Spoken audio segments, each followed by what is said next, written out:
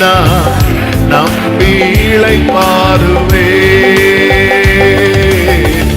கண்ணுறங்காமல்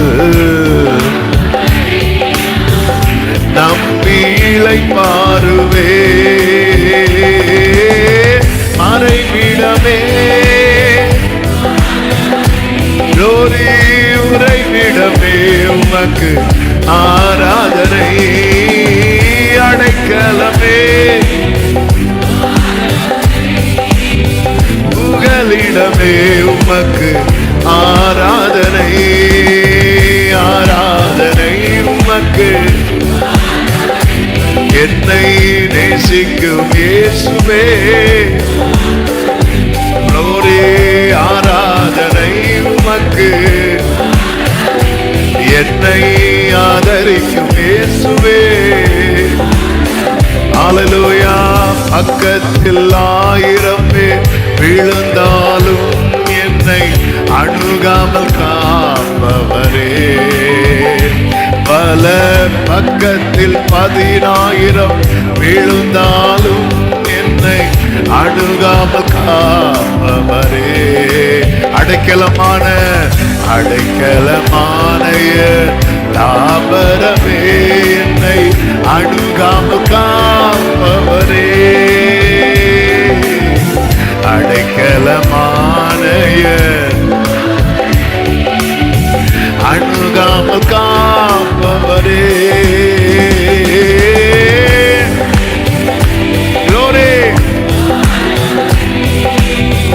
உறைவிடமே உமக்கு.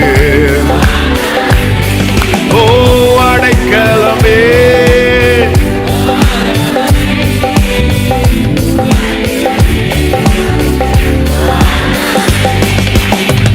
ஆராதனை உமக்கு. என்னை நேசிக்கும் இயேசுவே glory. ஆராதனை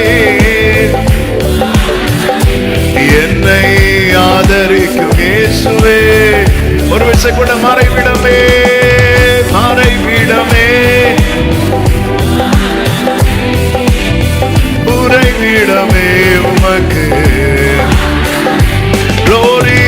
அடைக்கலமே புகலிடமே உமக்கு. ஆமென். ஆராதனை என்னை நேசிக்கும் இயேசுவே ஹல்லேலூயா. ஆராதனை என்னை ஆதரிக்கும் இயேசுவே ஆராதனை. தாழ்த்துகிறோம். தொடர்ந்து எங்க கூட பேசுங்கப்பா. மீட்பு நாமத்தில் பிதாவே ஆமென். ஹல்லேலூயா. வேதத்தை எடுத்துக்கொள்ளும். 1 ராஜாக்களின் புஸ்தகம் 17வது அதிகாரம். 1 ராஜாக்கள் 17:1 வாசிக்க கேட்கலாம். கீலேயாத்தின் குடிகளிலே திஸ்பியனாகிய எலியா ஆகாபை நோக்கி, என் வாக்கின்படியே அன்றி இந்த வருஷங்களிலே பனியும் மழையும் பெய்யாதிருக்கும் என்று இஸ்ரவேலின் தேவனாகிய கர்த்தருக்கு முன்பாக நிற்கிற நான் அவருடைய ஜீவனை கொண்டு சொல்லுகிறேன் என்றான். என் வாக்கின்படியே அன்றி இந்த வருஷங்களிலே பனியும் மழையும் பெய்யாதிருக்கும் என்று இஸ்ரவேலின் தேவனாகிய கர்த்தருக்கு முன்பாக நிற்கிற நான் அவருடைய ஜீவனை கொண்டு சொல்லுகிறேன் என்று எலியா சொல்றது. நல்ல தெரிந்து பழகின வார்த்தை. இதுல ஒரு முக்கியமான ஒரு காரியத்தை தான் இன்னைக்கு நம்ம கேட்க போகிறோம். கர்த்தர் நம்மோடு கூட பேசுவாராக. தன் ஜெபம் தான் அல்லது தன்னுடைய ஜெபம் நிச்சயமாக கேட்கப்படும் என்கிற நிச்சயமுள்ள ஒருவனுடைய வார்த்தை இது. என் ஜெபத்துக்கு ஒருவேளை பதில் வரும் என்றல்ல, நிச்சயமாக பதில் வரும். இதை அவன் யாருக்கு முன்னாடி சொல்லுகிறான் அப்படின்னா, இஸ்ரவேலின் ராஜாவுக்கு முன்னாடி சொல்றான். அதுவும் ஒரு மோசமான ராஜாவுக்கு முன்னாடி சொல்றான். இந்த நிச்சயம் இன்னைக்கு நமக்குள்ளே இருக்கிறதா என்பதுதான் ஒரு பெரிய கேள்வி.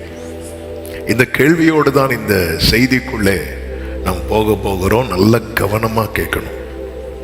இங்கே இவன் இப்படி ஒரு என் வாக்கின்படியே அன்றி மழை பெய்யாது, நான் சொன்னா மழை பெய்யும், நான் ஜெபம் பண்ணா மழை பெய்யும், நான் ஜெபம் பண்ணா மழை பெய்யாது, அவ்வளவு நிச்சயம் இந்த எலியாவுக்கு வர காரணம் என்ன என்று கேட்டால் அதே வசனத்திலேயே எலியா சொல்றாரு, நான் என்னை எங்க வச்சிருக்கிறேன் தெரியுமா? இஸ்ரவேலின் தேவனுக்கு முன்பாக வைத்திருக்கிறேன். தேவனுக்கு தன் முன்பாக தன்னை ஒருத்தன் வைத்திருக்கிறான், அதை அவன் எடுத்து சொல்றான் அப்படின்னா அவனுடைய வாழ்க்கை என்பது இங்க மிக மிக மிக மிக முக்கியமா இருக்கிறது. இந்த நாளில் என்னை கேட்கிற ஒவ்வொருவருக்கும் சொல்லுகிற செய்தி இதுதான். ஜெபம் எவ்வளவு அவசியமோ அதை விட மிகப்பெரிய அவசியம் என்ன தெரியுமா? ஜெபிக்கிறவனுடைய வாழ்க்கை கர்த்தருக்கு முன்பாக இருப்பது. ஹல்லேலூயா. நான் இப்படி ஜெபம் பண்ணேன், நான் அப்படி ஜெபம் பண்ணேன், எல்லாம் ரெண்டாவது மேட்ரு. ஜெபம் எவ்வளவு அவசியமோ அதை விட அவசியம் ஜெபிக்கிறவன். யார் ஜெபிக்கிறா? ஜெபிக்கிறவனுடைய வாழ்க்கை கர்த்தருக்கு முன்பாக எப்படிப்பட்டதா இருக்கிறது? இது ரொம்ப அவசியம். துன்மார்க்கரை குறித்து வேதத்தில் அழகாய் சொல்லப்பட்டிருக்கிறதை பார்க்க முடியும். இந்த வசனங்களை வாசிக்கிறேன். நீதிமொழிகள் 10:24 சொல்லப்பட்டிருக்கிறது, துன்மார்க்கன் பயப்படும் காரியம் அவனுக்கு வந்து நேரிடும், நீதிமான் விரும்புகிற காரியம் அவனுக்கு கொடுக்கப்படும். அவன் துன்மார்க்கனுக்கு எது கொடுக்கணும்னு அவர் நினைக்கிறார் தெரியுமா? அவன் எதை நினைச்சு பயப்படுறானோ அதை கொடுத்துருவோம். எதை கொடுக்க கூடாது துன்மார்க்கனுக்கு கர்த்தர் நினைக்கிறார் தெரியுமா? அவன் என்னெல்லாம் விரும்புறானோ அதை அவனுக்கு கொடுக்க கூடாது. இப்போ ஒரு செய்தி வருதுன்னு வைங்களேன், நீங்க உயர்ந்த சிந்தை உள்ளவர்களாயிருங்கள், மேலானதை நாடுங்கள், நீங்கள் மேலானதை விரும்புங்கள். அப்படி சொல்லும் போது எல்லாரும் மேலானதை விரும்புவாங்க. அந்த கூட்டத்தில் நீதிமானும் இருப்பார்கள், துன்மார்க்கரும் இருப்பார்கள். ஆனால் விரும்பின காரியம் யாருக்கு தான் கொடுக்கப்படுமா? அந்த செய்தி கேட்ட எல்லாருக்கும் அல்ல, விரும்புகிற எல்லாருக்கும் அல்ல. ஒரு கூட்டத்தை பிரித்தெடுத்து அந்த கூட்டத்துக்கு விரும்புகிற காரியத்தை கொடுக்கிறார், இன்னொரு கூட்டத்துக்கு அவங்க எதை நினைச்சு பயந்தாங்களோ அந்த காரியத்தை கொடுக்கிறார். அப்போ இந்த இடத்துல விருப்பத்தை காட்டிலும் விரும்புகிற மனிதன் எவ்வளவு முக்கியமா இருக்கிறான்னு பார்த்தீங்களா? ஆமென். 10:28 சொல்லப்பட்டிருக்கிறது, நீதிமான்களின் நம்பிக்கை மகிழ்ச்சியாக்கும், துன்மார்க்கருடைய அபேட்சையோங்கிற வார்த்தைக்கு எக்ஸ்பெக்டேஷன்ஸ், எதிர்பார்ப்பு. இப்போ ஒரு செய்தி வருகிறது, நிச்சயமாய் முடிவு உண்டு, உன் நம்பிக்கை வீண் போகாது. நீ கர்த்தரை நோக்கி அமர்ந்து, இப்படி வார்த்தை வரும்போது நீதிமான நம்பி இருக்கிறான், துன்மார்க்கனும் நம்பி இருக்கிறான். ஒருவனுடைய நம்பிக்கை மகிழ்ச்சி ஆகுது, அவன் நம்புறது நடக்கிறது. இன்னொருவனுடைய நம்பிக்கை என்ன செய்தான்? அழிஞ்சே போகுதான். அப்போ இந்த இடத்துல அந்த பர்சன் முக்கியமாய் எண்ணப்படுகிறான் அல்லவா? அந்த மனிதன் முக்கியமாய் கணக்கிடப்படுகிறான் அல்லவா? இந்த இடத்துல நம்பிக்கையை விட, விருப்பத்தை விட மனுஷன் முக்கியம், நம்பிக்கையை விட மனுஷன் முக்கியம். அடுத்து பாருங்கள், நீதிமொழிகள் 15:8, துன்மார்க்கருடைய பலி கர்த்தருக்கு அருவருப்பானது, செம்மையானவர்களின் ஜெபமோ அவருக்கு பெரியும். பலியும் விண்ணப்பம் எல்லாம் ஒரு கேட்டகரி தான். ஆனா துன்மார்க்கம் பண்ண அவருக்கு எப்படி இருக்குதா? அருவருப்பா இருக்குதா. செம்மையானவர்கள் பண்ண அவருக்கு எப்படி இருக்குதா? அப்ப இந்த இடத்துல ஜெபத்தை விட மனுஷன் முக்கியம். ஹல்லேலூயா. நீங்க விரும்புங்க, விரும்புறேன். நீங்க நம்புங்க, நம்புறேன். ஆமென். நீங்க கேளுங்க, கேட்கிறேன். விரும்புறோமா, நம்புறோமா? என்னுடைய விருப்பம், என்னுடைய நம்பிக்கை, என்னுடைய ஜெபம், இது எல்லாம் எனக்கு மகிழ்ச்சி ஆகணும்னா நான் என்ன கர்த்தருக்கு முன்பாக வைக்கத்தக்க உகந்த பாத்திரமாய் மாற வேண்டியது அவசியமாய் இருக்கிறது. எனவே தான் யோபு பேசின வார்த்தைகள்ல ஒரு வார்த்தை சொல்லுவாரு. யோபு 21 அதிகாரம் அதனுடைய 16வது வசனத்துல ஆனாலும் அவர்கள் வாழ்வு அவர்கள் கையில் இராது. இந்த அவர்கள் யாருன்னு சொல்றாருன்னா துன்மார்க்கர். துன்மார்க்கருடைய ஆலோசனை எனக்கு எப்படி இருப்பதாக? தூரமாய் இருப்பதாக. 15வது வசனத்தை வாசிக்கலாம். 15 வாசிங்க பார்க்கலாம். சர்வ வல்லவரை நான் சேவிக்க, இது துன்மார்க்கர் சொல்ற வார்த்தை. சர்வ வல்லவரை நாம் சேவிக்க அவர் யாரு? அவரை நோக்கி ஜெபம் பண்ணுவதினாலே நமக்கு என்ன பிரயோஜனம்? என்ன நமக்கு பிரயோஜனம் என்ன? இன்னைக்கு நம்ம அப்படித்தானே சொல்லிட்டு இருக்கிறோம். அதாவது நாம என்ன நினைக்கிறோம்? நான் எவ்வளவு நம்புறேன் தெரியுமா அவரை, நான் எவ்வளவு விரும்புறேன் தெரியுமா, நான் எவ்வளவு ஜெபிக்கிறேன் தெரியுமா, இந்த மூணையும் பெருசா பார்க்கிறோம். நான் எவ்வளவு எல்லா ஜெபத்தையும் அட்டன் பண்றதே அதை பார்க்கிறோம். ஆனா இந்த எலியாவை மாதிரி சொல்ல முடியுமா? இஸ்ரவேலின் தேவனுக்கு முன்பாக நிற்கிற நான், பிரேயர் எவ்வளவு பெரிய மேட்டரோ அதை விட பெரிய மேட்டர் தான் பிரேயர் பண்ற பர்சன். ஆமென். அதனாலதான் யோபு சொல்றாரு, அந்த துன்மார்க்கருடைய ஆலோசனை எனக்கு இன்னைக்கு நம்ம ஜெபத்துக்கு பதில் வராததும் நம்ம ஜெபித்து என்ன பிரயோஜனம் அப்படின்னு கேட்கிறோம். ஏன் ஜெபத்துக்கு பதில் வரல? ஜெபத்துக்கே பதில் வரலன்னு கிடையாது. ஏன் ஜெபத்துக்கு பதில் வரலன்னா, ஆண்டவரே என் ஜெபம் உண்மையில உங்க சமூகத்தில் ரீச் ஆகுதா ஆண்டவரே? ஆமென். இன்னைக்கு இந்த நிச்சயம் இல்லை, இன்னைக்கு நிச்சயம் இல்லை. ஜெபம் பண்ணி பார்ப்போம் அப்படிங்கிறதா லெவல். இன்னைக்கு ஒருத்தர் அவ்வளவு நிச்சயமா சொல்றான். அதாவது அவன் ஒருவனுக்கு விரோதமாக ஒரு நாடே எதிர்த்து நிற்கிறது. ராஜாங்கமே அகைன்ஸ்டா தான் இருக்கு, கவர்மெண்டே அகைன்ஸ்டா இருக்கு. அப்படி இருக்கும்போது அவ்வளவு கான்பிடண்டா பேசுறதுக்கு ரீசன் என்ன அப்படின்னா, அவன் ஜெபத்தின் மேல இல்ல நம்பிக்கை, அவனுக்கு ஒரு நிச்சயம் இருக்கிறது. என்ன தெரியுமா? என் வாழ்க்கை கர்த்தருக்கு முன்பாக இருக்கிறது. என் வாழ்க்கை கர்த்தருக்கு முன்பாக இருக்கிறது. பைபிள்ல முதல் புத்தகம் என்ன சொல்லுங்க பார்க்கலாம்? ஆதியாகமம். ஓகே. ஆனா பைபிள்ல முதல்ல எழுதப்பட்டதாக சொல்லப்படுகிற புத்தகம் என்ன புத்தகம் தெரியுமா? அழகா சொல்லுங்க, யோபு. இந்த யோபு புத்தகம் ஆரம்பிக்கிறதே எப்படிதான் ஆரம்பிக்கப்பட்டிருக்கும் தெரியுமா? ஊட்ஸ் என்னும் தேசத்துல யோபு என்கிற ஒரு மனிதன் இருந்தான். இதான் பைபிள் இப்படிதான் ஆரம்பிக்குது. ஆமென். யோபு என்கிற there was a man in the land of Uz. ஒரு மனுஷன் இருந்தான். ஆண்டவர் ஒரு மனுஷனை தான் பார்க்கிறார்.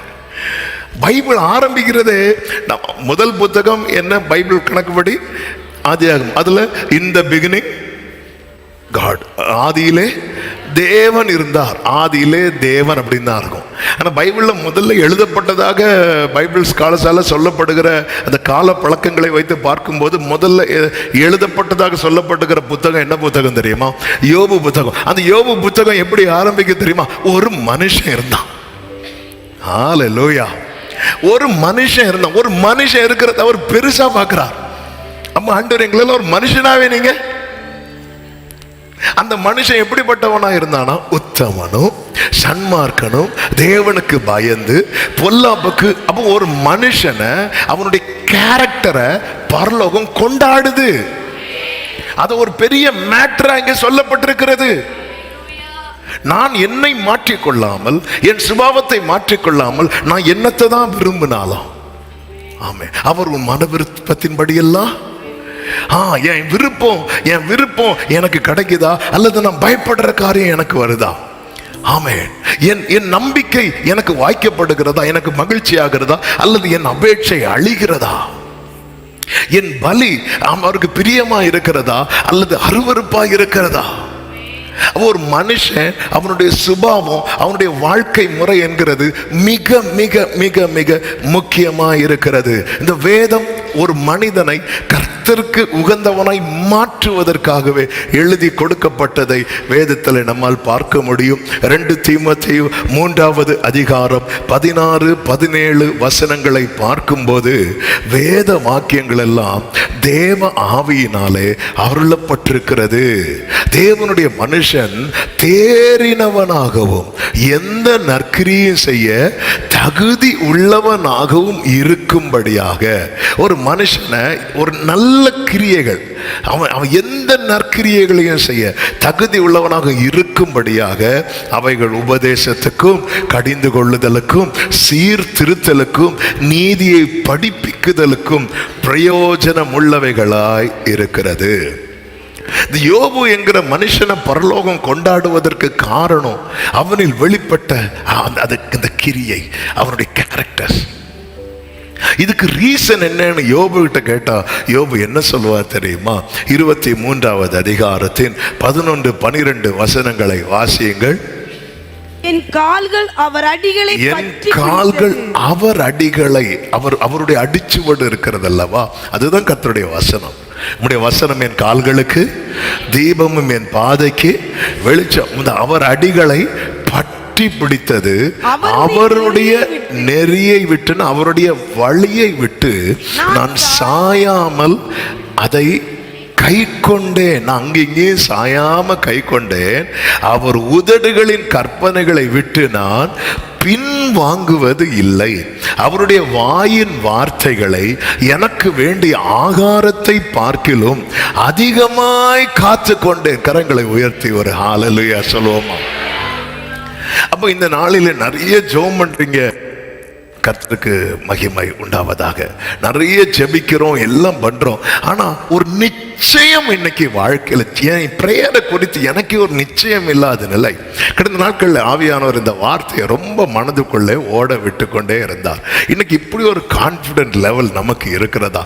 நான் ஜெபம் பண்ணியாச்சு, நடக்கும்.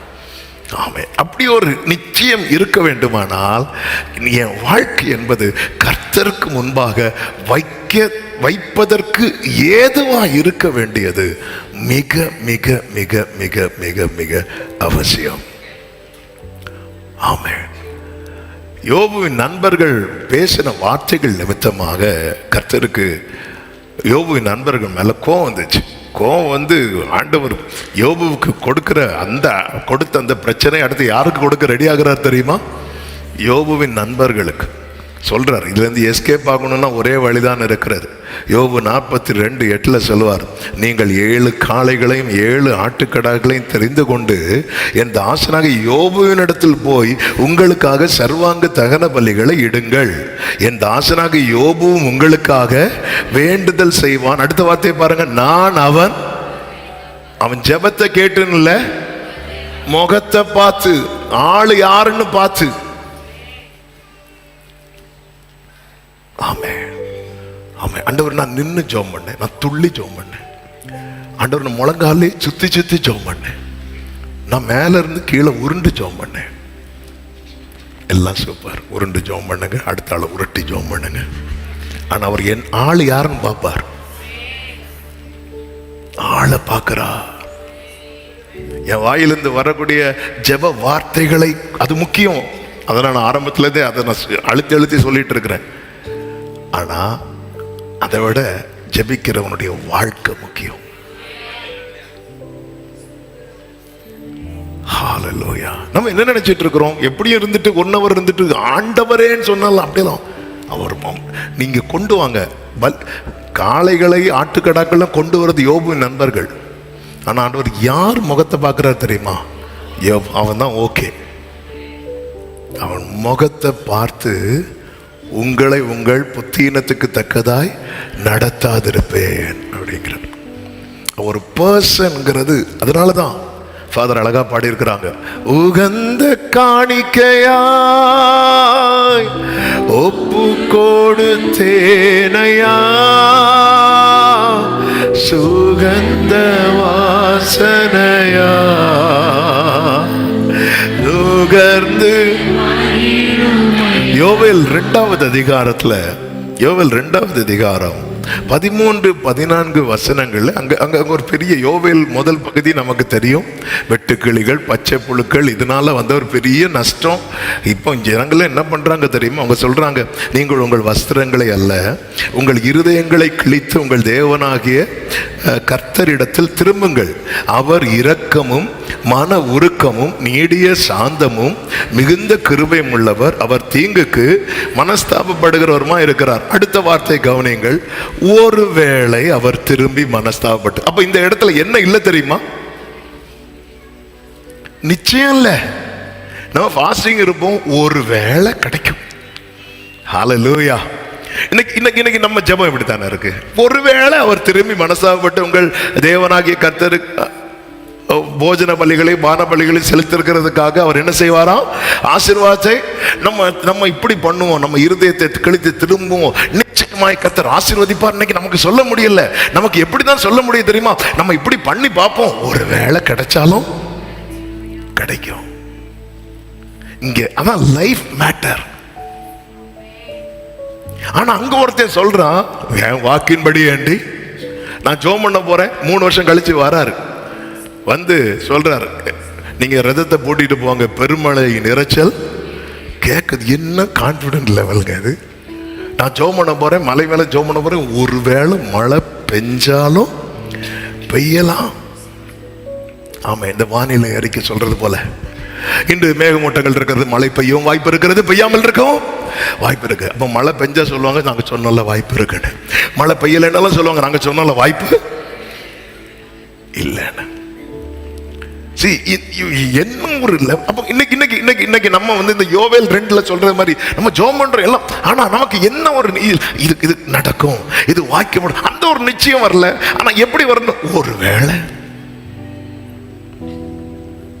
ஒருவேளை நம்ம ஜோம் பண்ண, ஒருவேளை ஆண்டவர் இதை பார்த்தாவது. ஆமென். ஒரு நிச்சயம் உள்ளவனாய்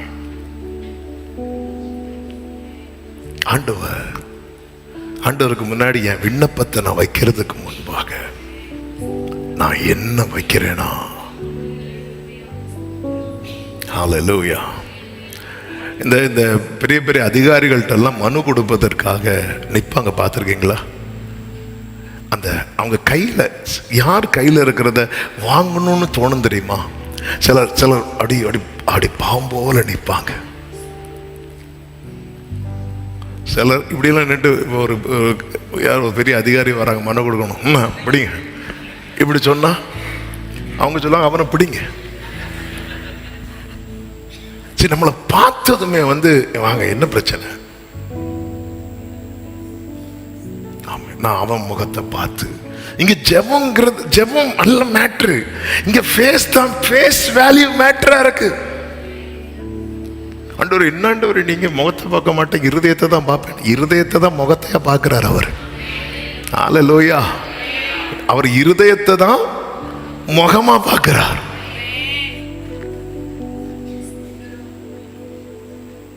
நம்முடைய வாழ்க்கை, தாவீது கோலியாத்து கூட யுத்தம் பண்ணும்போது அவனுக்குள்ள இருந்த நிச்சயம், அவர் சொல்றாரு 1 சாமுவேல் 17:37, ஆமென், பின்பு தாவீது, என்னை சிங்கத்தின் கைக்கும் கரடியின் கைக்கும் தப்புவித்த கர்த்தர் இந்த பெலிஸ்தியன் கைக்கும் தப்புவிப்பார். அங்க நிச்சயமா சொல்றான். இங்க எப்படி சொல்லல தெரியுமா? சிங்கத்தின் கைக்கும் கரடியின் கைக்கும் தப்புவித்த கர்த்தர் ஒருவேளை அப்படி சொல்லல.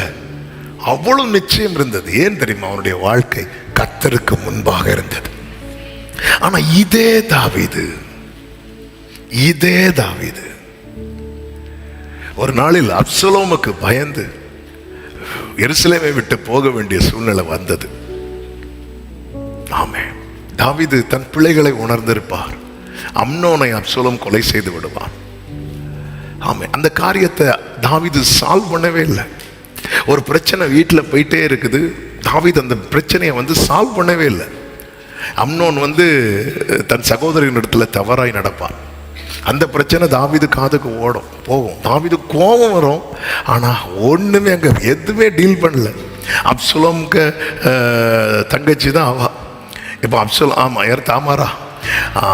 அப்சலோம் சுபாவம் தாவீதுக்கு தெரியும். அப்போ இது ஒரு பெரிய பிரச்சனையில் போய் முடிய போகுது. ஆனால் வேற வெளி மேட்டர்ல எல்லாம் ரொம்ப டீல் பண்ணிட்டு இருந்தாரு. பெரிய பிரச்சனை என்ன அவர் சால்வ் பண்ணுவார். ஆனால் இந்த மேட்டர் அவருடைய விட்டாரு. அவர் கோபப்படுவார், விட்டுருவார்.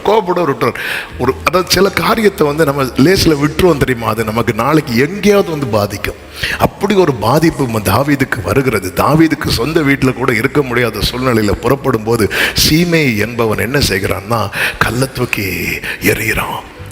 தொலைந்து போ, செத்து போ அப்படின்னு சொல்லி சாப வார்த்தைகளை போடும்போது கூட இருக்கிறவன் சொல்றான், ராஜாவே நீங்க மட்டும் ஒரு வார்த்தை சொல்லுங்க, அவனை நான் கொலை செய்து விடுகிறேன்னு சொல்லும்போது தாவீது இங்க சொல்லுவாரு, அவன் இப்படி செய்யறதுக்கு ஒருவேளை அன்னைக்கு கோலியாத்துக்கு முன்னாடி நிற்கும் போது ஒருவேளைங்கிற வார்த்தை தாவீது கிட்ட வரவில்லை. ஆனா இன்னைக்கு தாவீதுக்கு எப்படி சொல்ல முடியல தெரியுமா? அந்த நிச்சயமாய் சொல்ல முடியல.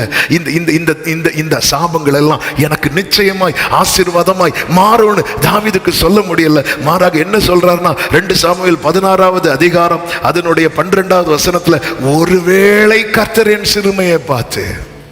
அப்போ இந்த இடத்துல ஒரு நிச்சயம் இல்லாத ஒரு நிலை, ஒருவேளை. இன்னைக்கு நம்ம ஜெபிக்கிறோம், நல்ல ஜெபிக்கிறோம், எந்த ஜெபனாலும் ஓடி முதல்ல வந்து உட்காந்துடுறோம். ஜெபனாலே நமக்கு அவ்வளோ கொள்ளை பிரியும். டிவியில் ஏதாவது யாராவது ஜெபம் நடத்தினா முதல்ல ஆளை போய் உட்காந்துருவோம், எல்லாம் ரைட்டு. ஆனால் நம்முடைய ஜெபத்தின் முடிவில் நமக்கு இப்படி ஒரு நிச்சயம் இருக்கிறதா? என் ஜெபத்தை கர்த்தர் கேட்டு எனக்கு ஒரு பின்மாறி ஊற்ற போகிறார் அப்படிங்கிற நிச்சயம் இருக்குதா? அல்லது ஒருவேளை? ஆமென். அப்ப நம்ம திருத்த வேண்டியது ஜெபத்தை அல்ல, ஜெபிக்கிறவரை. ஹல்லேலூயா. ஆமென். நீங்க யூடியூபை சும்மா தட்டினாலே போதும், நீங்க இப்படி ஜெபம் பண்ணா இத்தனை ஆசீர்வாதம் வரும். அது என்ன ஜெபம்பா?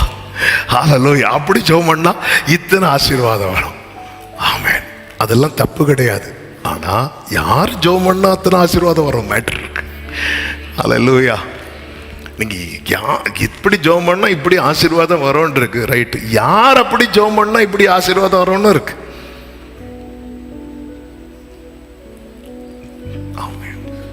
ஐயோ, இவங்க பண்ண ஜெபத்துக்கு எல்லாம் இவங்க எங்க போயிருக்கணும் தெரியுமா? அதான் எங்கேயும் போகல. இல்லை நம்ம எவ்வளோ அழுதுருப்போம். நம்ம உங்க லைஃப்ல வாழ்க்கையை கொஞ்சம் திரும்பி பாருங்க, எவ்வளோ தூங்கி இருப்போம். மனுஷனுடைய ஆயுசு நாட்கள் 70, பலத்தின் மிகுதினால் 80, 100ன்னே வச்சுக்கோங்க.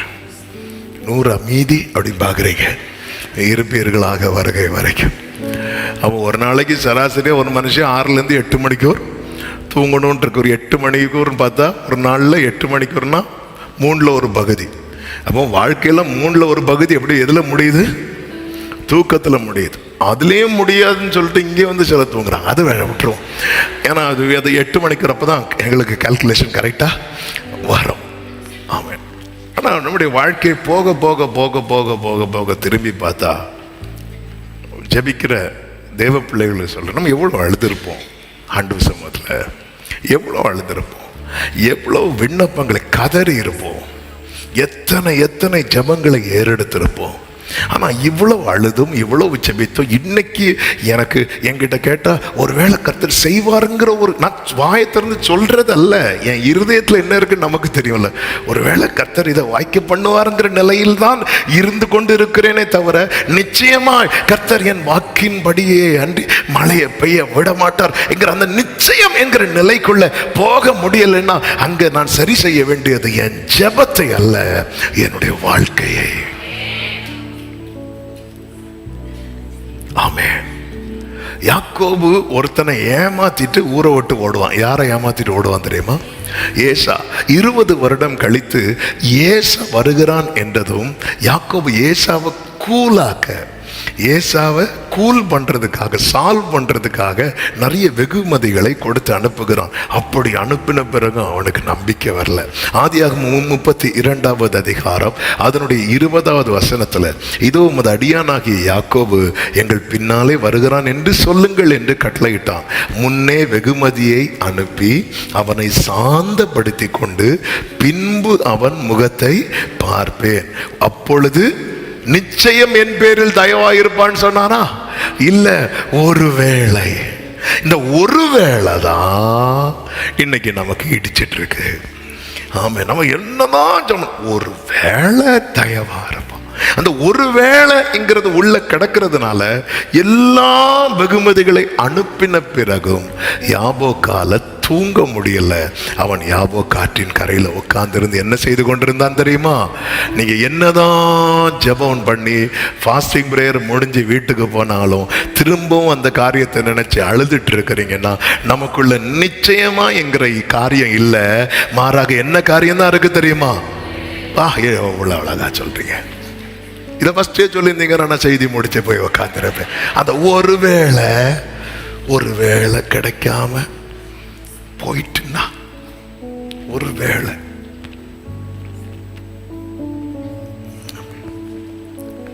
கர்த்தருக்கு முன்பாக நம்முடைய வாழ்க்கையை வைக்கிறது மாதிரி இருக்கான். சும்மா வைக்கவும் முடியாது, வைக்க கூடாது. ஆண்டவர் அவர் பரிசுத்தம் உள்ள கர்த்தர். நம்முடைய லைஃப் ஆண்டவருக்கு முன்னாடி வைக்க முடியுமா? வைக்க முடியுமா? வைக்கணும். நம்ம அப்படி வைக்கிற ஒரு நிலைமைக்கு நம்ம வந்துட்டோம்னு வைங்கள. எலியா வாழ்க்கை அப்படி இருந்ததுனால எலியா அந்த ஒரு மனுஷனை நிறுத்தி அந்த பட்டணமே கர்த்தரே தெய்வம் என்று சொல்லும்படிக்கு கர்த்தர் கிரியை செய்தார். அந்த ஒரு மனுஷனுடைய ஜெபத்தினால அந்த பட்டணமே மழையினாலே ஆசீர்வதிக்கப்பட்டார்கள். அந்த ஒரே மனுஷனால அந்த பட்டணத்தில் இருக்கிற அத்தனை பாகால் தீர்க்கதரிசிகள் வெட்டப்பட்டு விழுந்தார்கள். ஒருவனுடைய வாழ்க்கை கர்த்தருக்கு முன்பாக வைப்பதற்கு ஏதுவாய் உகந்ததாய் இருக்குமானால் அவன் நிமித்தம் அந்த குடும்பத்தில் எவ்வளவு பெரிய விடுதலை தெரியுமா? எவ்வளவு பெரிய ரட்சிப்பு தெரியுமா? அந்நிய வல்லமைக்கு உள்ள நிற்க முடியுமா? சத்துரு கிரியைக்கு உள்ள நிற்க முடியுமா? யாக்கோவுக்கு விரோதமான மந்திரம் இல்லை. அந்த ஒரு பேரை வச்சு தான் அங்க சொல்றாரு. ஒரு பேரை வச்சு தானே சொல்றாரு. யாக்கோவுக்கு விரோதமான ஒரு கூட்டம் ஜனங்களை சபிக்கும்படியாக தான் வந்து நிற்கும் போது ஒரே ஒரு பெயரை முன்வைக்கிறார். யாக்கோவுக்கு விரோதமான மந்திரம் இல்லை, இஸ்ரவேலுக்கு விரோதமான குறி சொல்லுதல் இல்லை. ஏன் யாக்கோபே சொல்லி முடிக்க வேண்டியதானே? இல்லை, இந்த யாக்கோபு இஸ்ரவேலாய் மாறுவதற்கு தன்னை ஒப்பு கொடுத்திருக்கிறார். தன்னை ஒப்பு கொடுத்திருக்கிறார். இங்கே இரவு முழுவதும் யாக்கோபு கண்ணீர் விட்டு அழுததெல்லாம் சாத்தியமானதுக்கு காரணம் என்ன தெரியுமா? அவன் தன்னை யாக்கோபு என்று ஒப்பு கொடுக்கிறான். நான் யாக்கோபு ஆண்டவரே, நான் ஏமாத்துறவன்பா, நான் எங்க அண்ணனை ஏமாத்தினேன், எங்க அப்பாவை ஏமாத்தினேன். ஆமென். நான் யாக்கோபு. நீ யாரு? நான் யாக்கோபு. ஹல்லேலூயா. யாக்கோபை போல் போகும் பாதையில் பொழுது பட்டு ராவி நீருள் வந்து ஆமென். தூக்கத்தால் நான் கல்லில் சாய்ந்து தூங்கினாலும் என் கனாவில் நோக்கி உம்மை கிட்டி சேர்வே வாக்கடங்கா நல்ல நாதா தேவனே. நான் உமது அண்டையில் இன்னும் நெருங்கி சேர்வதே. பிரியமான கர்த்தருடைய பிள்ளைகளே, நம்முடைய வாழ்க்கை எங்க சரி செய்யணும், எங்கே மாற்ற வேணும்? ஆண்டவர் இனி எப்படி ஆண்டவர் ஜெபம் பண்ணணும்? ஆண்டவரே அறிக்கை பண்ணியும் ஜெபம் பண்ணி பார்த்தாச்சு, அழுதும் ஜெபம் பண்ணி பார்த்தாச்சு. உங்க ஜெபங்கள் எல்லாம் பதிலாய் மாறணும்னா நம்முடைய வாழ்க்கை உகந்ததாய் மாறணும். செம்மையானவர்களின் ஜெபம் அவருக்கு பிரியம். ஆண்டவராகிய இயேசு கிறிஸ்து ஜெபத்தை குறித்து அநேக காரியங்களை சொல்லி இருக்கிறார். அதில் குறிப்பாக ஒரு சம்பவத்தை அவர் சொல்லுகிறார். அதுதான் 2 பேர் ஜெபிக்கும்படிக்கு தேவாலயத்துக்கு போகிறார்கள். யாரெல்லாம் 2 பேரு? பரிசேயனும் ஆயக்காரனும். லூக்கா 18வது அதிகாரம் அதனுடைய 10 முதல் இந்த சம்பவங்களை பார்க்க முடியும். நீங்க வாசிக்கலாம், 9லிருந்தே வாசிங்க. அன்றியும் தங்களை நீதிமான்கள் என்று நம்பி மற்றவர்களை அற்பமாய் எண்ணின சிலரை குறித்து அவர் ஒரு உவமையை சொன்னார். 2 மனுஷர் ஜெபம் பண்ணும்படி தேவாலயத்துக்கு போனார்கள். ஒருவன் பரிசேயன், மற்றவன் ஆயக்காரன். பரிசேயன் நின்று, தேவனே, நான் பரிகாரர், அநியாயக்காரர், விபச்சார நான் பரிசேயன் என்று தேவனே, நான் பரிகாரர், அநியாயக்காரர், விபச்சாரக்காரர் ஆகிய, இனி வாசிங்க, மற்ற மனுஷரை போலவும் இந்த ஆயக்காரனை போலவும் இராததனால் உம்மை ஸ்தோத்தரிக்கிறேன். வாரத்தில் 2 தரம் உபவாசிக்கிறேன். என் சம்பாத்தியத்தில் எல்லாம் தசம பாகம் செலுத்தி வருகிறேன் என்று தனக்குள்ளே ஜெபம் பண்ணினான். ஆயக்காரன் தூரத்திலே நின்று தன் கண்களையும் வானத்துக்கு ஏறெடுக்க துணியாமல் தன் மார்பிலே அடித்துக் கொண்டு, தேவனே, பாவியாகிய என்மேல் கிருபையாய் இரும் என்றான். அவன் அல்ல, இவனே நீதிமானாக்கப்பட்டவனாய் தன் வீட்டுக்கு திரும்பி போனான் என்று உங்களுக்கு சொல்லுகிறேன். ஏனெனில் தன்னை உயர்த்துகிறவன் எவனும் தாழ்த்தப்படுவான், தன்னை தாழ்த்துகிறவன் உயர்த்தப்படுவான் என்றார். கரங்களை உயர்த்தி ஒரு விஷயம் கூட ஹalleluya. இப்போ ஆண்டவருக்கு முன்னாடி நான் என்ன வைக்கணும், ஆனா நான் எப்படி வைக்கிறேங்கிறது ரொம்ப முக்கியம்.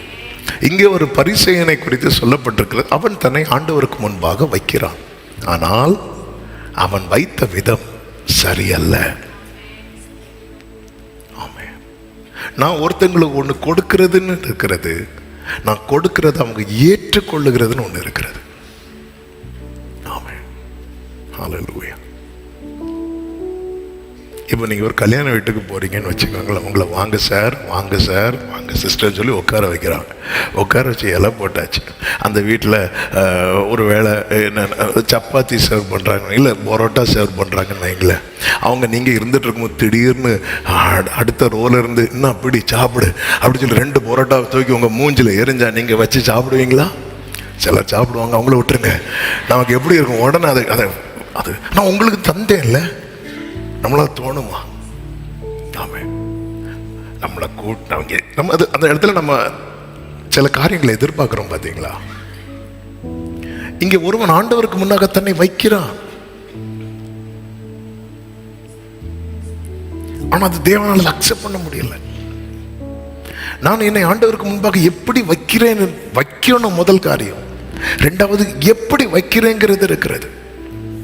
இந்த பரிசேயனுடைய ஜெபத்தை நீங்க கேட்டிருப்பீங்க.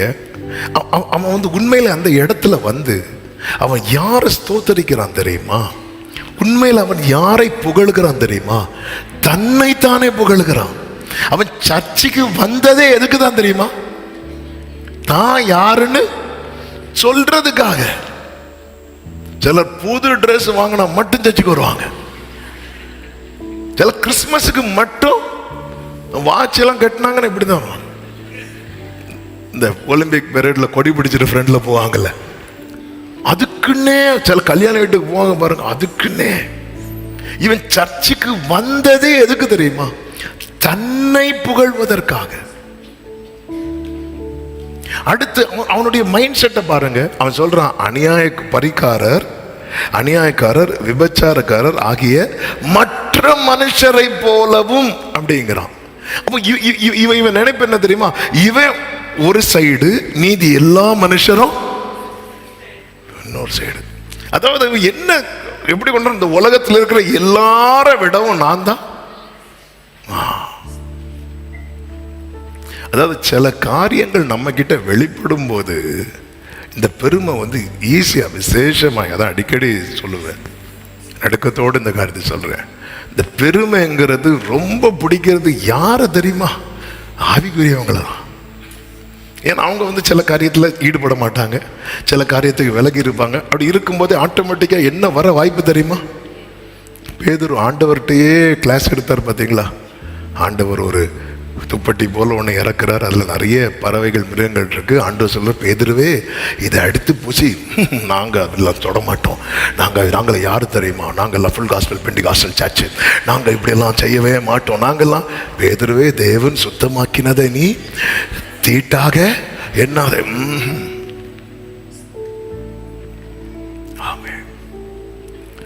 பல நேரத்தில் எப்பொழுதுமே மேன்மைக்கு முன்னானது தாழ்மை.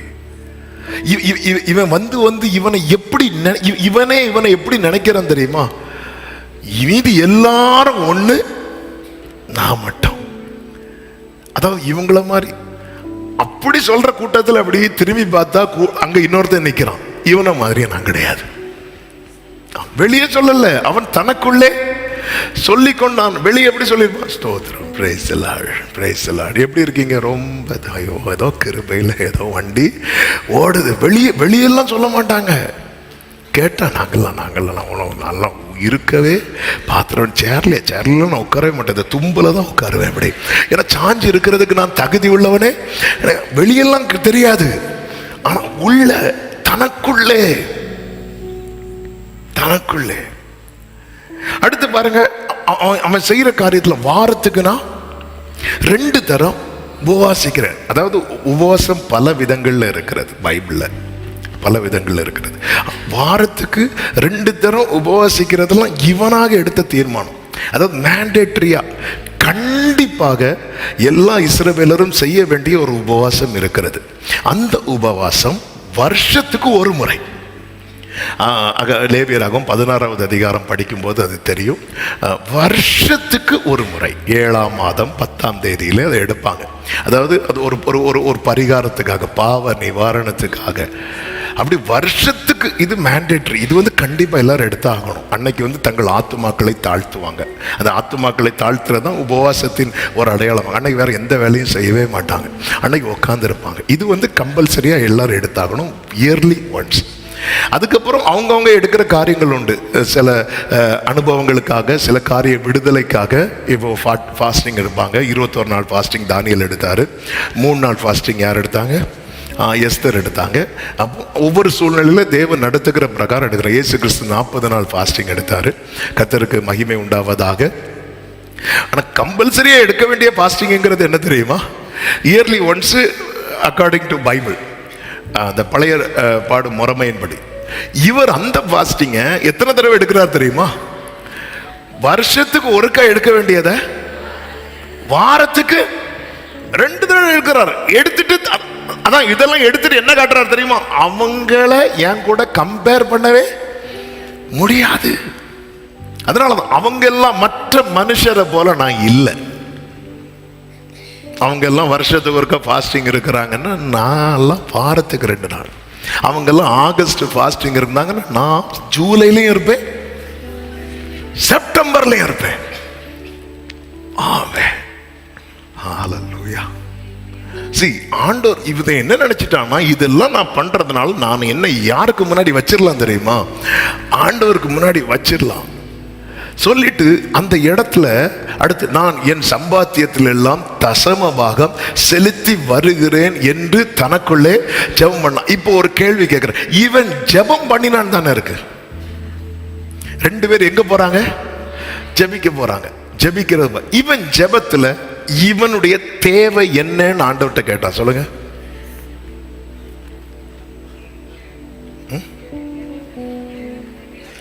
ஒண்ணுமே கேட்கல.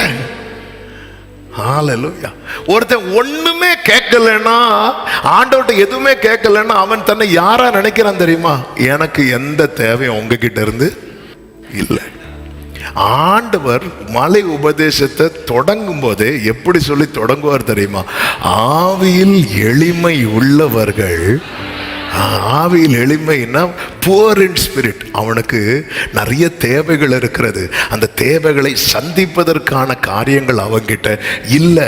அப்படிங்கிற ஒரு நிலைமை வரும்போதுதான் அவன் தேவைக்காய் நிற்பான்.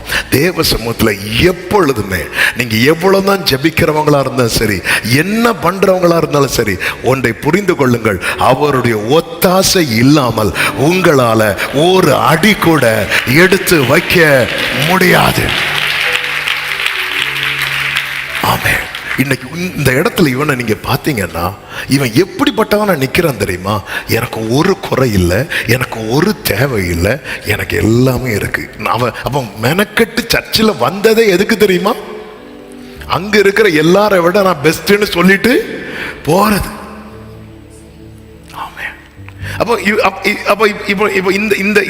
இவனுடைய இந்த நிலையில இருந்து அப்ப திரும்பி பாருங்க. அப்போ இவன் வாரத்துக்கு 2 நாள் ஃபாஸ்டிங் இருந்தது எதுக்கு?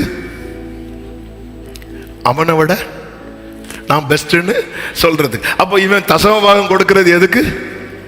அவனை விட நான் பெஸ்ட்னு சொல்றது. இவன் 10 கற்பனைகளை கை கொள்வது எதற்கு?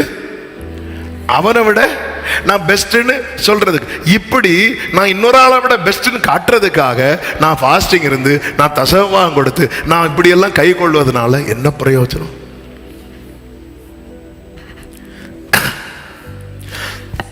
இவன் என்ன மறந்துட்டான் தெரியுமா? ஆண்டவர் சமூகத்துல இவன் இந்த தேவ சமூகத்துல யாரெல்லாம் பார்த்தான் தெரியுமா? பரிகாரர், ஆயக்காரர், மற்ற எல்லாரையும் பார்த்தானே தவிர அந்த இடத்துல யார் அவன் பார்க்கல தெரியுமா?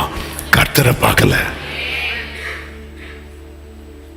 ஒருவன் உண்மையிலே தேவ சமூகத்திலே கர்த்தருக்கு முன்பாக நான் நிக்கிறேங்கிற நிலைமையில நிற்பான்னா அவன் ஏசாயாவா இருந்தாலும் அவன் ஐயோ நான் அசுத்த உதடுகள் உள்ளவன் அப்படிதான் சொல்லுவான். சேராபீன்களே தங்களை மூடிக்கொண்டன பைபிள்ல இருக்கு. பல நேரத்துல நம்ம இதை மறக்கிறோம். ஆண்டவரே இவங்கெல்லாம் வராங்க, இவங்கெல்லாம் இவங்கெல்லாம் எப்படி சர்ச்சுக்கு வரலாம் அப்படின்னு கேட்பாங்க. அது அர்த்தம் என்ன? நான் வரலாம் இடிங்களா? நான் அன்னைக்கு பார்த்தேன் பிரதர், இந்த பிரதர் சர்ச்சுக்கு வரத பார்த்து இவரெல்லாம் எப்படி சர்ச்சுக்கு வரலாம்?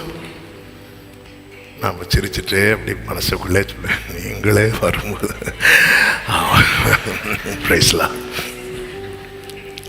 இந்த சிஸ்டர் எப்படி வரலாம் இங்க? அதன் அர்த்தம் என்ன?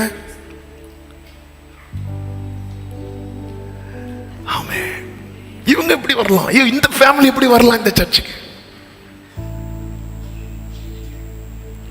இவங்க எப்படி வரலாம்? நம்ம நம்ம நம்ம நம்ம அப்படி ஒரு கொஸ்டினை வைக்கும் போது அந்த இடத்துல நாம என்ன வைக்கிறோம் தெரியுமா? நான் வரலாம், நான் பெஸ்ட். வெளிப்படுத்தின விசேஷம் 3வது அதிகாரத்துல 17-18 வசனங்களை வாசியுங்கள். லவோதிக்கேய சபைக்கு கர்த்தர் சொல்லுவார், நீ நிர்பாக்கியம் உள்ளவனும் பரிதபிக்கப்படத்தக்கவனும் தரித்திரனும் குருடனும் நிர்வாணியமாய் இருக்கிறதை அறியாமல். இந்த இடத்துல இவனுக்கு என்ன தெரியல தெரியுமா? இவன் என்ன நினைச்சிட்டு இருக்கான் தெரியுமா? இந்த பரிசேயன் நான் இவ்வளவு பண்ணதுனால நான் நீதிமான் நினைச்சிட்டு இருக்கிறான். ஆனா நீ நிர்பாக்கியம் உள்ளவன், நீ பரிதபிக்கப்பட்டவன், நீ தரித்திரன், நீ குருடன், நீ நிர்வாணியமா இருக்கிறதை அறியாமல் நான் ஐஸ்வர்யவான் என்றும் திரவிய சம்பனன் என்றும் எனக்கு ஒரு குறைவும் இல்லை என்றும் சொல்லுகிறபடியால், வாசிங்க, நான் கர்த்தர் சொல்லுகிறார், நீ ஐஸ்வர்யவான் ஆகும்படிக்கு நெருப்பிலே புடமிடப்பட்ட உன்னையும் உன் நிர்வாணமாகிய அவலட்சணம் தோண்டாதபடிக்கு நீ உடுத்திக் கொள்வதற்கு வெண் வஸ்திரங்களையும் என்னிடத்தில் வாங்கிக் கொள்ளவும், நீ பார்வை அடையும்படிக்கு உன் கண்களுக்கு கலிக்கம் போடவும் வேண்டும் என்று உனக்கு ஆலோசனை. உனக்கு அந்த பார்வையே தப்பா இருக்கு. நீ தேவ சமூகத்துல உன்னையும் மற்றவர்களையும் பார்த்து கொண்டே இருக்கிறாய். இந்த பார்வை ஒரு தேவ பிள்ளைக்கு இருக்கவே கூடாத பார்வை. இவன் தேவ சமூகத்துல இதுவரை யாரை பார்க்கவே இல்லை தெரியுமா? தேவனை பார்க்கவே இல்லை. ஃபாஸ்டிங் இருந்தும் ஒருத்தனால தேவனை பார்க்க முடியலன்னா அந்த ஃபாஸ்டிங் என்னத்துக்கு? தசமபாகம் கொடுத்த ஒருத்தனால தேவனை பார்க்க முடியலன்னா அந்த தசமபாகம் என்னத்துக்கு? 10 கற்பனைகளை கை கொண்டும் ஒருத்தனால தேவனை பார்க்க முடியலன்னா அதை கை கொண்டு என்னத்துக்கு? உன்னுடைய நோக்கமே என்ன தெரியுமா? நீ உன்னை யாரோட தான் பார்த்து கொண்டிருக்கிறாய்னா மற்றவங்களோட பார்த்து பார்த்து பார்த்து நீ எந்த லெவலுக்கு வந்துட தெரியுமா? நான் மட்டும் அந்த உலகத்திலேயே பெர்ஃபெக்ட், மற்ற மனுஷரை போல இல்லாததற்காக மற்ற மனுஷர்னு மொத்தத்தில் குறிக்கிறார்ல. கடைசியில் என்ன சொல்ல வந்துட்டான் தெரியுமா? நான் மட்டும்தான் இப்படி, நான் மட்டும்தான் பெர்ஃபெக்ட், மீதி எல்லாம் இல்ல அப்படி சொல்லிட்டு ஒருத்தன் வைக்கிறான் தெரியுமா? அது அப்படி வைக்க கூடாது. ஆண்டவர்கிட்ட அப்படி வைக்க கூடாது. அதனாலதான் இந்த ஊமை இவர் சொன்னதே எதுக்கு தெரியுமா? 18வது லூக்கா 18:9 வாசிக்க கேட்டோம். அன்றியும் தங்களை நீதிமான்கள் என்று நம்பி, உண்மையில அவங்க யாரும் இல்லை, நீதிமான்கள் அல்ல, நீதிமான்கள் என்று நம்பி மற்றவர்களை அற்பமா எண்ணின, எல்லாரையும் குறித்தல்ல, சிலரை குறித்து. நல்லா புரிஞ்சுக்கோங்க. நான் நீதிமான், இரத்தத்தால் கழுவப்பட்டிருக்கிறேன், கிருபையினால் மீட்கப்பட்டிருக்கிறேன், இந்த நினைவு எனக்குள் எப்பொழுது இருக்க வேண்டும். அதே வேளையில் இந்த நினைவுகள் என்னை இன்னொரு நபரை எப்படி பார்க்க வச்சிடக்கூடாது தெரியுமா? அற்பமாக பார்க்க வச்சிடக்கூடாது. நான் இன்னொரு நபரை அற்பமாய் பார்த்து விட்டு நான் என்னை கர்த்தருக்கு முன்பாக வைக்க முடியாது. அப்படி வைத்தாலும் கர்த்தர் சொல்வார், அவன் அல்ல அப்படிம்பார். அவன் அல்ல, அவன் கிடையாது, அவன் இல்லை, அவனே இல்லை அப்படின்ட்டார். நம்முடைய நீதி எல்லாம் அழுக்கான கந்தை. தானியேல் ஆண்டவர் சமூகத்தில் சொல்லுவார், நாங்க எங்க நீதியை நம்பி கேட்கல ஆண்டவரே, உங்க இரக்கத்தை நம்பி. ஆமேன்னு சொல்லுங்க பார்க்கலாம். அதே நேரத்தில் இந்த ஆயக்காரனை பாருங்கள். இந்த ஆயக்காரன் குறித்து வேதம் சொல்லுகிறது 13வது வசனத்துல, ஆயக்காரன் தூரத்திலே நின்று. 11வது வசனத்துல பரிசேயன் நின்று. 13ல ஆயக்காரன் அப்ப பரிசேயன் எங்க நிக்கிறான்? முன்னாடி நிற்கிறான். எங்க நிற்கிறான்? சர்ச்சில் ஃப்ரெண்ட்ல வந்து நிற்கிறான். ஆயக்காரன் எங்க நிற்கிறான்? தூரத்தில் நிற்கிறான், வாசல் பக்கத்தில் நிற்கிறான். அப்போ இந்த ரெண்டு பேருக்குள்ள உணர்வு என்ன தெரியுமா? பரிசேயன் என்ன நினைக்கிறான் தெரியுமா? கிட்ட ஒரு குறைவும் கிடையாது, நான் என்ன ஆண்டவர்கிட்ட வச்சிடலாம் அப்படின்னு. ஆனால் ஆயக்காரன் என்ன நினைக்கிறான் தெரியுமா? என்னால் இந்த லைஃப் ஆண்டவருக்கு முன்னாடி வைக்க முடியலையே. அவன் கதறான். அவன் உண்மையிலேயே இந்த ரெண்டு பேர்ல யார் தன்னை கர்த்தருக்கு முன்பாக வைக்க வந்திருக்கிற ஆளு தெரியுமா? ஆயக்காரன். இவன் முன்னாடி வர வந்தது கர்த்தருக்கு முன்னாக தன்னை வைப்பதற்கல்ல, மற்ற மனுஷருக்கு முன்னாக தன்னை வைத்து நான் தான் எல்லாரை விட. இந்த இந்த இந்த இந்த எண்ணம் நமக்குள்ள வந்துடவே கூடாது.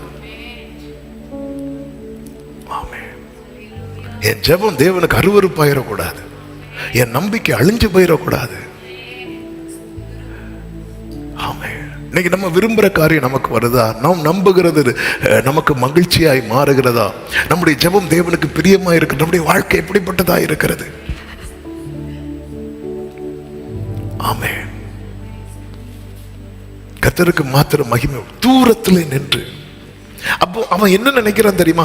இந்த நிலைமையில நான் என்னை இப்பொழுது கர்த்தருக்கு முன்பாக வைக்க முடியாது. இந்த உணர்வு இருந்ததுனால தானே அவன் தூரத்தில் நிற்கிறான். நான் இப்படி என்ன, நான் எப்படி? ஹல்லேலூயா. இந்த ஆராதனை ஆரம்பத்திலே நம்ம என்ன பாடணும்? உம் பீடத்தை சுற்றி சுற்றி நான் வருகிறேன் தெய்வமே, கரைகளெல்லாம் நீங்கிட என் கைகள். அவன் தூரத்தில் நின்று தன் கண்களை ஏறெடுக்க துணியாமல், வானத்துக்கு ஏறெடுக்க துணியாமல், தன் கண்களை வானத்துக்கு ஏறெடுக்க துணியாமல். அப்ப இவனுக்குள்ள என்ன இல்லை தெரியுமா? துணிகரம் இல்லை. ஆனா அவனுக்குள்ள என்ன இருந்துச்சு தெரியுமா? ஒரு துணிகரம் வந்துட்டு. இந்த உடன்படிக்கை பெட்டியை காளைகள் மேல வச்சு கொண்டுட்டு வருவார் தாவீது. அப்போ அந்த காளைகள்லாம் மிரளும் போது உடன்படிக்கை பெட்டி சரியும் போது யார் கை வைப்பா தெரியுமா? ஊசா. ஏன் கை வச்சான் தெரியுமா? ஏன் அந்த இடத்துல நிறைய பேர் இருந்தாங்களோ, ஊசா மட்டும் ஏன் கை வைக்க காரணம்? ஏன் இந்த துணிகரம் வந்துச்சு தெரியுமா? அது இவ்வளவு நாள் எங்க தான் இருந்துச்சு? அவன் வீட்டில் தான் இருந்துச்சு. சின்ன வயசுலேருந்தே பார்த்து பழகினான். இந்த பார்த்து பழகினவங்களுக்கு அதோடைய அருமை தெரியாது. இந்த 3 தலைமுறை 4 தலைமுறை பெந்தேகோஸ்தே மக்கள் பாருங்க, அவங்களுக்குள்ள இருக்கிற தெய்வ பயத்தை காட்டிலும் புதுசா ரட்சிக்கப்பட்டு வருவாங்க தெரியுமா, அவங்களுக்குள்ள இருக்கிற தெய்வ பயம் ஜாஸ்தியா இருக்கும். இது நீங்க அக்செப்ட் பண்ண மாட்டீங்கன்னு எனக்கு தெரியும், அதான் உண்மை. அதனால ரொம்ப ஈஸி பைபிளுங்க என்ன கிடக்கு அப்படிம்பாங்க. ஏன்னா அது அப்படி பழகிட்டு அந்த நிர்விசாரம், துணிகரம் எல்லாமே வர ஆரம்பிச்சிட்டு.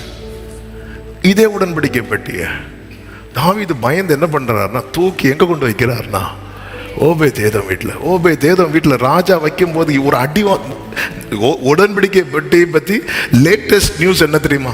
இதை தொட்டா அழகா சொல்றீங்க செத்தான். இந்த நியூஸை கேட்டுட்டு உடன்படிக்கை பெட்டி வீட்டுக்கு வருதுன்னா எப்படி இருக்கும் நெஞ்சு? நான் நம்புறேன் ஓபேதேதோம் என்ன பண்ணிருப்பா தெரியுமா? மொத்த ஃபேமிலியை கூப்பிட்டு முழங்கால் போட்டிருப்பான். அதோட உள்ள வரும்போது எவ்வளவு பயபக்தியா பார்த்துருப்பான் தெரியுமா? ஆண்டவரே, இது இந்த வீட்டில் இருப்பதற்கு அன்னைக்கு ஆசரிப்பு கூடாரத்தில் இருந்து உடன்படிக்கப்பட்டேன். ஆசாரியர்கள் தோள்களில் சுமந்த, பிரதிஷ்டை உள்ளவர்கள் தோள்களில் சுமந்த உடன்படிக்கப்பட்டு இந்த உடன்படிக்கப்பட்டு சுமந்து கொண்டு நடக்கும் போது யோர்தான்ல காலு பட்டதுமே யோர்தான் 2ஆக பிளந்தது. அந்த உடன்படிக்கப்பட்டு அந்த பிரசனம் நிறைந்த பெட்டி என் வீட்டுக்குள் வருவதற்கு நான் பாத்திரவானே பாத்திரவானே அல்ல ஆண்டவரே. குடும்பமா அந்த உடன்படிக்கை பெட்டிக்கு முன்னாடி முழங்கால் போட்டுருவோம். பைபிள் என்ன சொல்ல தெரியுமா? அந்த உடன்படிக்கை பெட்டி அவன் வீட்டுல 3 மாதம் இருந்துச்சு. அது இருந்தது நிமித்தம் கர்த்தர் ஓபேதேதோமையும் அவனுக்கு உண்டான அனைத்தையும் ஆண்டவருக்கு முன்னாடி நான் கர்த்தருக்கு முன்பாக நிக்கிறேன் நான் அப்படின்னு மார்த்தட்டி சொன்னார்ல. ஆனா எப்படி கர்த்தருக்கு முன்னாக நின்னாருன்னு சொல்லிட்டு வேதத்துல பார்த்தா கர்மேல் பர்வதத்துல போய் எலியா எப்படி நின்னாரு தெரியுமா? தன் முழங்காலில் நெத்தி படுறது மாதிரி குனிந்து சாஷ்டாங்கமாய் விழுந்து நான் வந்து நிக்கிறேன்னு சொல்லிட்டு அப்படி மார்த்தட்டி அப்படிலாம் நிக்கல. முழங்கால் மடக்கி தன் நெத்தி முழங்கால படுறது மாதிரி குனிந்து தேவ சமூகத்தில் அந்த துணிகரம் அவனுக்கு அந்த துணிகரம் வரல. தீமையை பார்த்த கண்களை இப்ப நான் அவரை பார்க்கணுமா? ஐயோ, இந்த கண்களை வைத்தல்லவா நான் பாவத்தை பார்த்தேன், இந்த கைகளை வைத்தல்லவா நான் தீமையை செஞ்சேன். சாட்டர்டே வர தப்பு பண்ணிட்டு சண்டே வந்துட்டு பிரைஸ் தி லார்ட் ஹalleluyaன்னு சொல்லிட்டு அப்படியே துணிகரம் பண்றோமா? முந்தின நாள் வர பாவத்தை பண்ணிட்டு இங்க வந்து கர்த்தருடைய சரீரத்தை அடையாளமா இருக்கிற அப்பத்தை அப்படியே எந்த கூச்சமும் இல்லாம கை நீட்டி வாங்கி சாப்பிடுறோமா? ஆமென், ஆமென். ஆண்டவர் கேட்கிற, நான் பிதாவானால் எனக்குரிய கனம் எங்கே? ஆமென். துணியாமல் அடுத்து தன் மார்பில் அடிக்கிறோம். கரெக்டா எங்க அடிக்கிறோம் பாத்தீங்களா? ஏன்னா ஆண்டவர் இங்க இருந்தாப்பா, இது திருக்குள்ளதுப்பா, இது கேடுள்ளதுப்பா. ஆண்டவர் நிறைய பொல்லாத சிந்தனைகள் இங்க இருந்து தானப்பா வந்துச்சு, தீமையான காரியம் இங்க இருந்து தானப்பா வந்துச்சு. தன் மார்பில் அடித்து பாவியாகிய என் மேல் கிருபையாயிரும் சொல்லும் போது அவன் இப்படி ஜெபிக்க ஆரம்பித்த உடனே கர்த்தர் அவனை உகந்தவன் ஆக்கி, ஹalleluya, கர்த்தர் சொல்றார், அவன் அல்ல இவனே நீதிமான் ஆக்கப்பட்டவனாய் தன் வீட்டுக்கு திரும்பினான் என்று உங்களுக்கு சொல்லுகிறேன் அப்படிங்கிறார். தேவனுக்கு முன்பாய் நான் என்னை வைக்கிறது எப்படியோ வைக்க கூடாது. வேற எந்த நான் அப்படி இன்னொருடைய பையன் இந்த சர்ச்சை விசுவாசி நான் அப்படிலாம் வைக்கவே முடியாது, நான் ஊழியக்காரர்களும் இல்லப்பா. ஹalleluya. தகுதியில்லையன் இயேசுவே நீரந்தன் வீட்டில் வர வருந்தி அழைத்து சேர்த்து கொள்ளவும் தகுதியில்லையப்பா. எந்தன் பாவதோஷங்கள் கொடியதையா என் மேல் கருணை காட்டுமையா. ஆண்டவருக்கு முன்பாக வைக்க முடியுதா? ஒரு வார்த்தையை சொல்லி ஜெபிக்க விரும்புகிறேன்.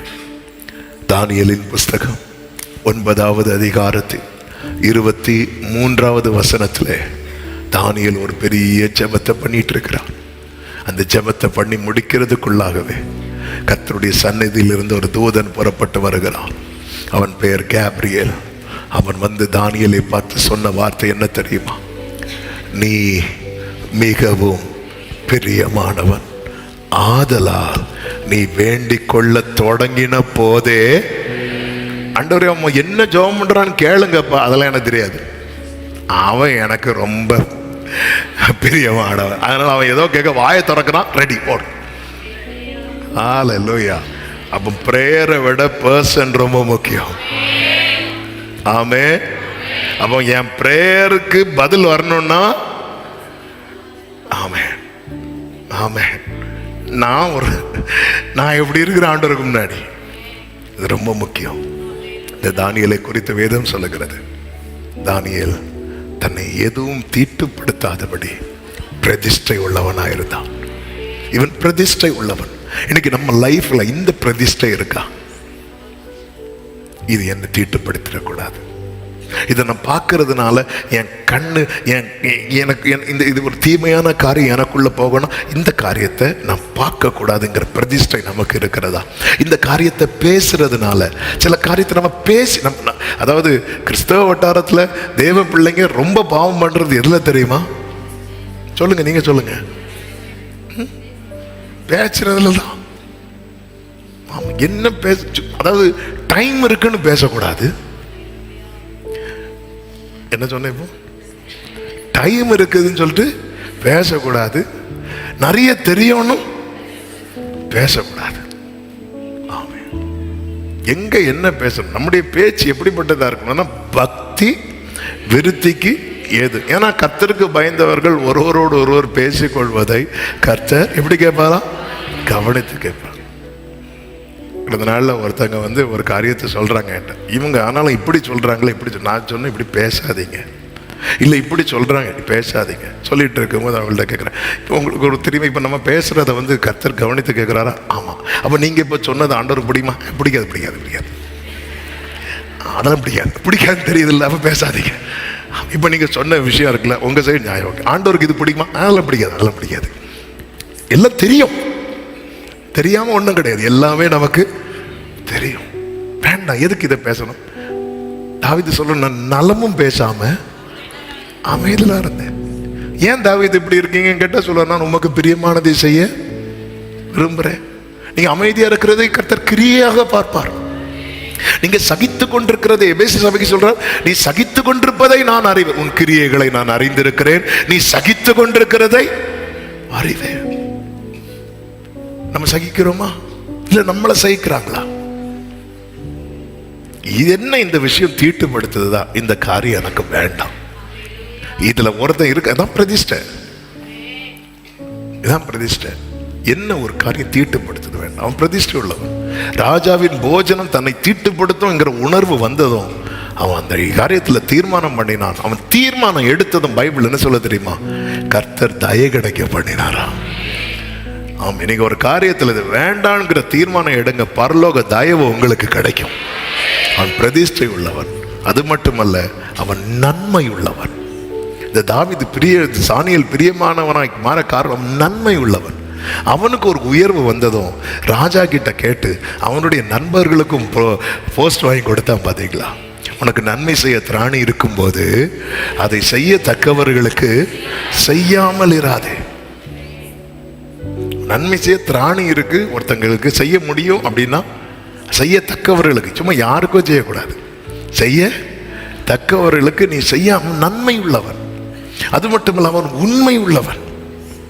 தானியேல் 6:4 சொல்லப்பட்டிருக்கிறது, அவன் உண்மை உள்ளவனாய் இருந்தபடியால் என்று சொல்லப்பட்டிருக்கிறது. அவன் உண்மை உள்ளவன்.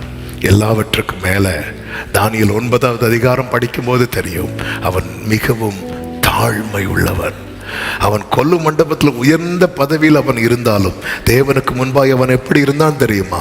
ரெட்டிலும் சாம்பலிலும் உட்கார்ந்தான்.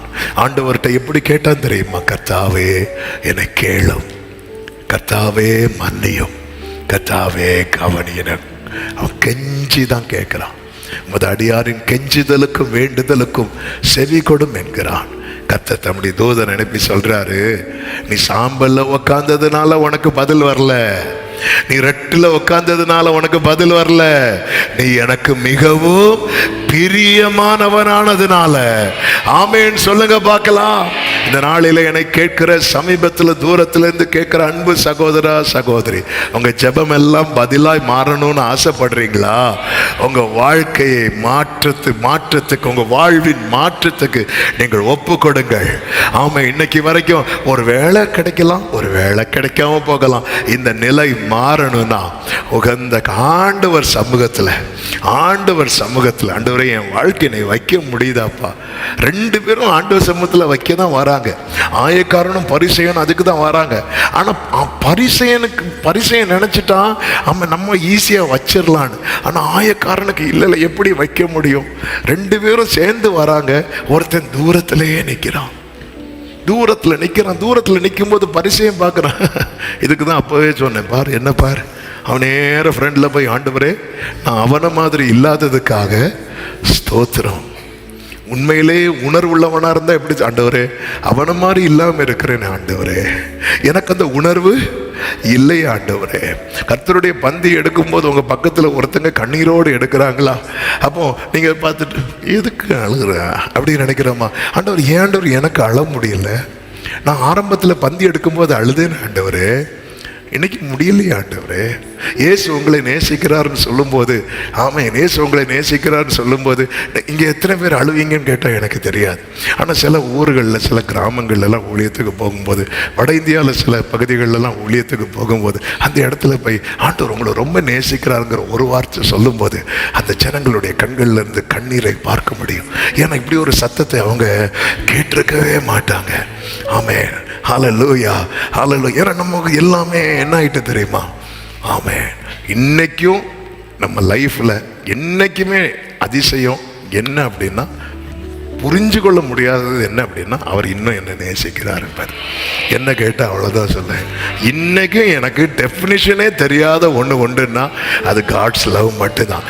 அது என்ன சொன்னாலும் சரி, அதுக்கு மிகையே ஆகாது. ஆமென். ஒருத்தனை ரெண்டு பேரும் வராங்க, ஒருத்தன் ஈஸியா கொண்டு போய் தன்னை வச்சுட்டு தான் நினைக்கிறான். இல்லை, ஜெபம் எவ்வளவு முக்கியமோ ஜெபிக்கிற பர்சன் அவ்வளவு முக்கியம், அதை விட முக்கியம். கர்த்தருக்கு மகிமை. நம்முடைய வாழ்க்கை எப்படி இருக்கிறது? நம்ம நம்புறோம், விரும்புறோம், ஜெபிக்கிறோம். நிறைய விரும்புறோம், நல்லா நம்புறோம், வார்த்தை எழுதி வச்சு நம்புறோம், நிறைய ஜெபிக்கிறோம். இதெல்லாம் மகிழ்ச்சி ஆகணும், இதெல்லாம் வாய்க்கப்படணும். நீதிமான் விரும்புகிறது அவனுக்கு கொடுக்கப்படும். எல்லாமே அவர் கையில தான் இருக்கிறது. ஆண்டவரே நான் எந்த பகுதியில் கரெக்ட் ஆகணும்ப்பா, என்னை ஒரு விசை கூட தொடுவீராக. ஆண்டவர் சமூகத்தில் அர்ப்பணிக்கலாமா?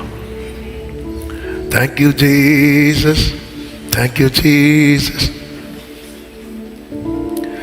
குயவனே குயவனே குயவனே என் இயேசுவே, மண்ணான என்னை உருவாக்குமே, உம் கரத்தால் என்னை மண்ணான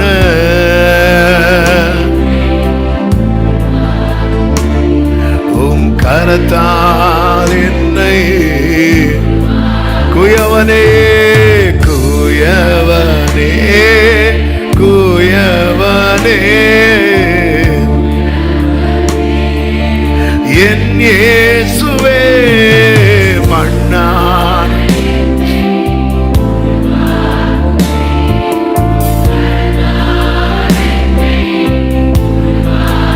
ஆமென். மண்ணான என்னை லோரி கரத்தா. ஆமென். இன்னைக்கு எல்லாம் என் கூட இன்னைக்கு கர்த்தர் பேசினார். நிச்சயம் உள்ளவங்க மட்டும் உங்க வலது கரத்தை உயர்த்து, உங்க இடது கரத்தை இருதயத்தில் வச்சு, ஆண்டவர் எனக்கு இன்னைக்கு அந்த எலியாவை மாதிரி ஒரு நிச்சயம் இல்லாம இருக்கிறேன் அப்பா. ஜெபம் பண்ணாலும் இருதயத்தை கிழிச்சு திரும்பினாலும் ஒரு வேளை கர்த்தர் அப்படிங்கிற ஒரு நிலையில தான் இருக்கிறேன் அப்பா. என் வாழ்க்கை உமக்கு முன்பாக இருக்கும்படிக்கு அதை உகந்ததாக்குவீராக. அதை உகந்ததாக்குவீராக, அதை உகந்ததாக்குவீராக. ஆண்டவரே, என் பேச்சு அதுக்கு தடையா இருக்கும்னா என் வாய்க்கு காவல் வைப்பீராக. என் பார்வை தடையா இருக்குமானால் ஆண்டவரே தெளிவாக்குவீராக. ஆண்டவரே, அப்ப என் கிரியைகள் அதற்கு தடையா இருக்குமானால் என் கிரியைகளை சரி செய்வீராக. என் நினைவுகள் அதற்கு தடையா இருக்குமானால் என் நினைவாக்குவீராக. ஆண்டவரே, நீர் ஆளுகை செய்வீராக. ஆமென். பிரியமான கர்த்தருடைய பிள்ளைகளே, இந்த வார்த்தைகளை தியானிக்கும் போதே ஆண்டவர்கிட்ட சொன்ன வார்த்தை, ஆண்டவரே ஒண்ணு புரிஞ்சுக்கோங்க, நம் ஆண்டவர் ஏதோ ஒரு வல்லமை கிடையாது, அவர் ஒரு பர்சன் தான். தம்மை போல அவருடைய சாயலை நம்ம கொடுத்திருக்கிறார். பைபிள்ல இருக்கு, அவரை துக்கப்படுத்தாதீங்க. அவரை துக்கப்படுத்திட்டு நம்ம துதிச்சிட்டு இருக்கிறோம்னா